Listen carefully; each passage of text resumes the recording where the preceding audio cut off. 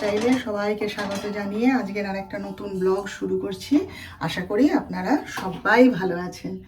তো এখন বাজে হচ্ছে প্রায় 11:30, আর আজকে হচ্ছে গিয়ে শনিবার। তো আজকে তো আমার নিরামিষ।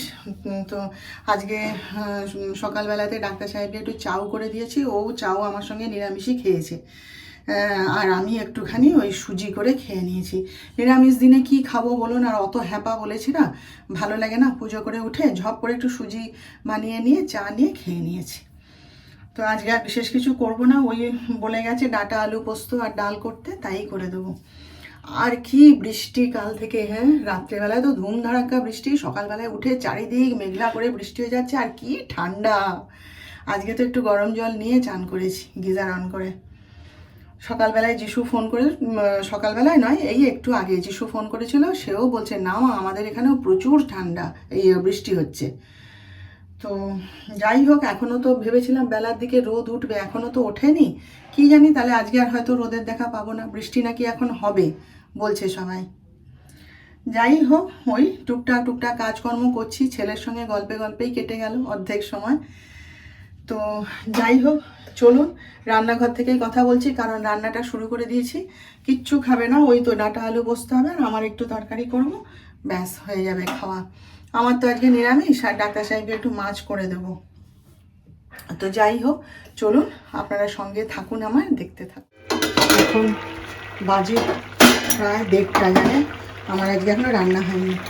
এই যে ছেলের সাথে গল্প, তারপরে ফোনে আরও গল্প, তারপরে নানা কাজও তো থাকে, সেই সব করতে করতে আজ আর হয়নি। আর বলছে বলে না না আমার তাড়া নেই, পেট ভর্তি আছে, তুমি করো না, আস্তে আস্তে করো। এই যে ডাঁটা আলু পোস্ত করছি, একটুখানি বড়ি দিয়ে দিয়েছি। আর এই যে দেখুন ছোলা ভিজিয়েছি। ডাক্তার সাহেব ওবেলায় ছোলা সেদ্ধ খাবে, সকালবেলা উঠেই বলছি ছোলা কি আছে না শেষ হয়ে গেছে। আমি বলি কেন, না ওবেলায় একটুখানি ছোলা সেদ্ধ করে দাও, মুড়ি দিয়ে খাবে, ভালোবাসে মুড়ি দিয়ে খেতে।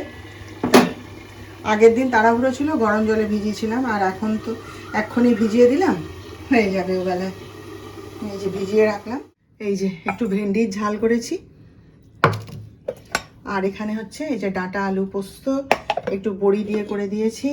আর এখানে হচ্ছে আমার জন্যে শুধু ডাঁটা পোস্ত বড়ি দিয়ে একটুখানি বানিয়ে দিয়েছি টমেটো দিয়ে। আর এই যে অড়হর ডাল, আর ডাক্তার সাহেবের মাছ ভাজা তো করাই আছে, যখন খাবে তখন টেবিলে এনে দেবো, ব্যাস। দেখুন সেই আচার বিক্রি করতে আসে আমাদের পাড়ায়, বলেছিলাম না আগের বারে, তার কাছ থেকে এই যে নিয়েছি লেবুর আচার, কোনটা কি জানি না, এখন খুলে দেখতে হবে। গন্ধ শুকে লেবুর আচার আছে, তারপরে ওই যে আম পিষে তার আচার, আমার যিশু ভীষণ পছন্দ করে, ওই জন্য একটুখানি বেশি করে নিয়েছি। এইটা মনে হয় মিক্সড সবজির আচার একটা নিয়েছি, আর এটা হচ্ছে লঙ্কার আচার। আর একটা জিনিসও কিনে রেখেছি, সেটা ফ্রিজে আছে, ছোলা মাখা। ওই দাদা না দুর্দান্ত করে ছোলা মাখাটা, তো আজকে কিনে রেখে দিয়েছি। আমি তো আজকে আর খেতে পারবো না, কালকে সকালে খাবো।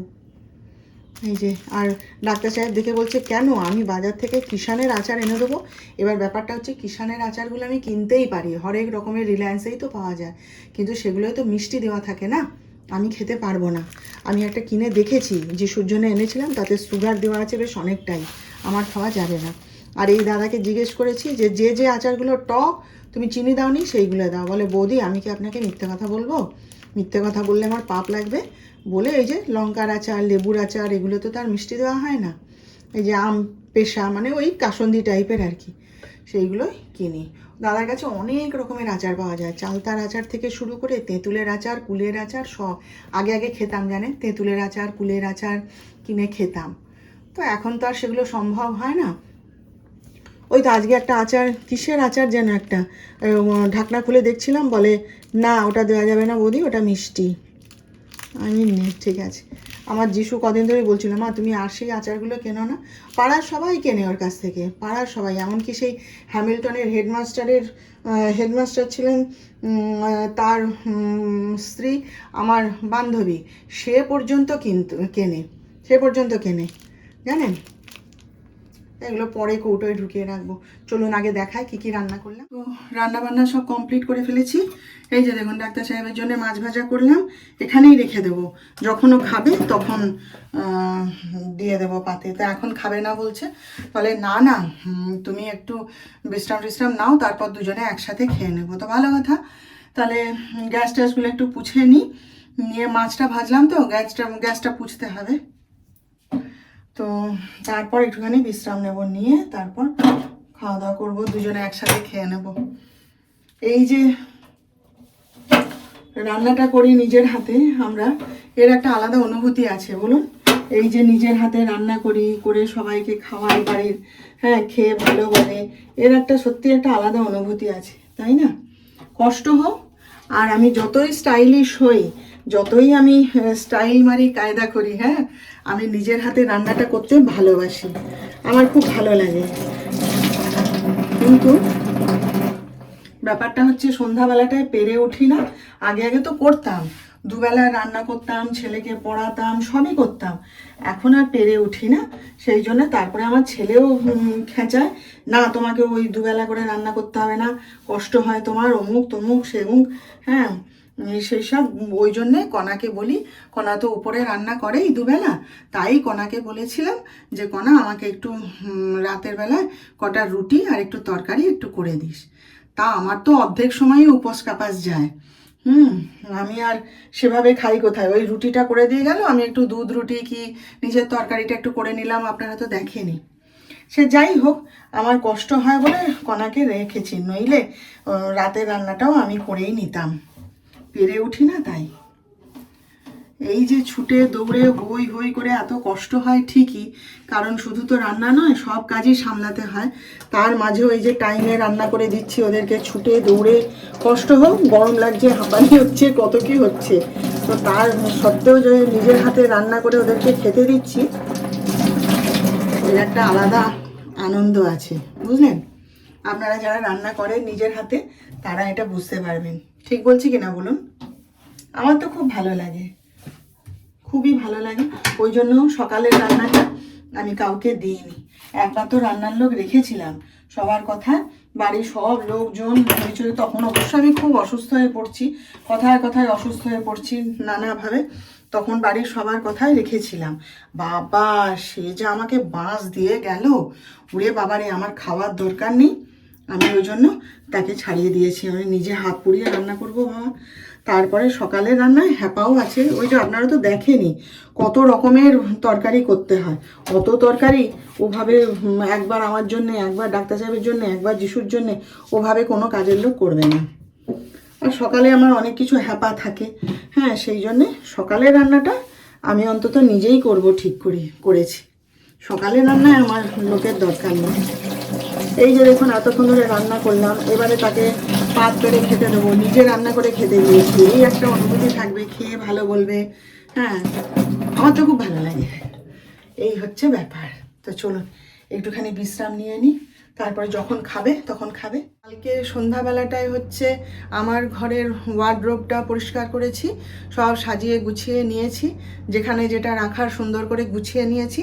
আজকে করেছি, ও তার সঙ্গে কালকে আবার যিশুর আলমারিটাও পরিষ্কার করে দিয়েছি। ও তো একবারে মানে সে ডাঁই হয়েছিল, একবারে সুন্দর করে সব সাজিয়ে গুছিয়ে পরিষ্কার করে দিয়েছি। আজকে ঠাকুর ঘরের আলমারিটা ধরেছি, জানেন সে ঠাকুরের জামা কাপড় সব একদম সে ডাক্তার একটা বড় প্লাস্টিকের প্যাকেটের মধ্যে পুরে সে বস্তাবন্দি করে রাখার মতন অমনি করে ঢুকিয়ে রেখে দিয়েছিল। সবকে টেনে বের করে সময় লাগে না, অনেক সময় লাগে, সুন্দর করে সাজিয়ে গুছিয়ে রাখছি, এখনও শেষ হয়নি রাখা, হ্যাঁ সে সমস্ত সাজিয়ে গুছিয়ে রাখছি। বাসন কোসনগুলো সব ওলট পালট হয়ে গেছিলো, কাজের সময় খুঁজে পাই না, আছে জিনিস আমার, অথচ কাজের সময় খুঁজে পাই না, সেই সবকে গুছালাম, পরিষ্কার পরিচ্ছন্ন করছি আর কি। তো এই কণা রান্নাটা করে দিয়ে চলে গেল, এখন আমি একটুখানি চা খাবো আর একটুখানি চিড়ে ভাজা খাবো, দেখি। তো চলুন, হ্যাঁ পরে আবার আপনাদের সঙ্গে কথা বলবো। কাজটা করি, সারাদিন কি করব, আর ঘরে তো কেউ নেই, আর সব সময় কি আর ওই গল্পের বই ভাল লাগে? সেলাই ফোড়াই আছে, অনেকগুলো সেলাই করতে হবে, সেসব আছে, টুকটাক কাজ জোগাড় করে রেখেছি, একটু একটু করে সব করব। তো চলুন, হ্যাঁ আগে চাটা করে একটুখানি খেয়ে নিই, তারপর আবার আপনাদের সঙ্গে পরে কথা বলব। আজকে সেই সব দুপুরবেলা যখন রান্না করলাম আপনাদেরকে দেখালাম না, যে ডাক্তার সাহেবের জন্য মাছ ভেজেছি, কড়ার উপরে এখানেই চাপা দেওয়া থাক বলে রান্নাঘরে রেখে দিয়েছিলাম। এবার না সে মাছের তেল রয়েছে, সে কড়াটা আমি আর ধুইনি, আমার তখন আর ইচ্ছে করেনি জানেন।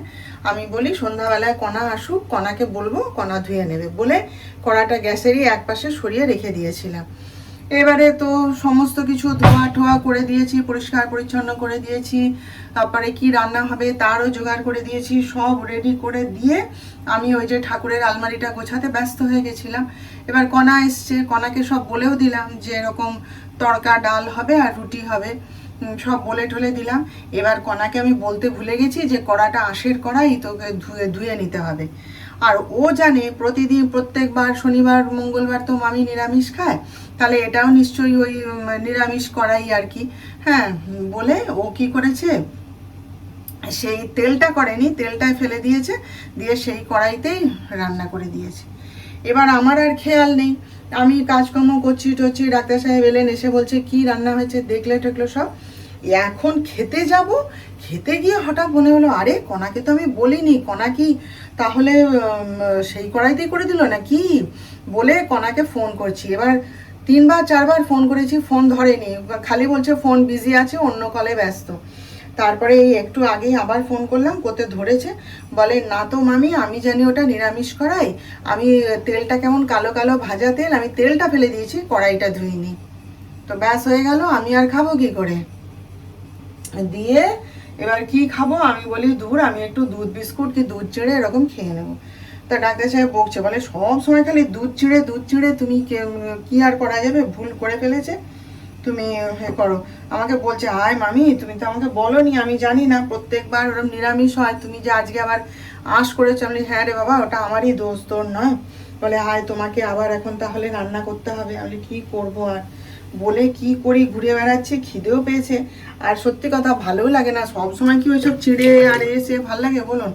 সন্ধ্যাবেলায় তো খেলাম একটুখানি চিড়ে ভাজা দিয়ে, তারপরে আবার একটুখানি ওই আটারই 2টো গোলা রুটি করলাম, আর কি বলে একটুখানি বেগুনের তরকারি বসিয়েছি।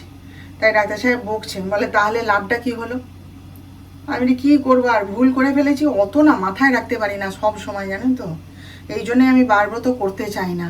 ওই বিশেষ বিশেষ দিনে করলাম, সেদিন সারাদিন সাবধান রইলাম, ঠিক আছে, কিন্তু উপায় নেই। আমার শাশুড়িও সেদিন বকছিলেন, বলে কি শনি মঙ্গলবার, মাকে তো আর বলা হয়নি, তো শনি মঙ্গলবারে কি, আমি আর কিছু বলিনি, চুপচাপ কাটিয়ে গেছি।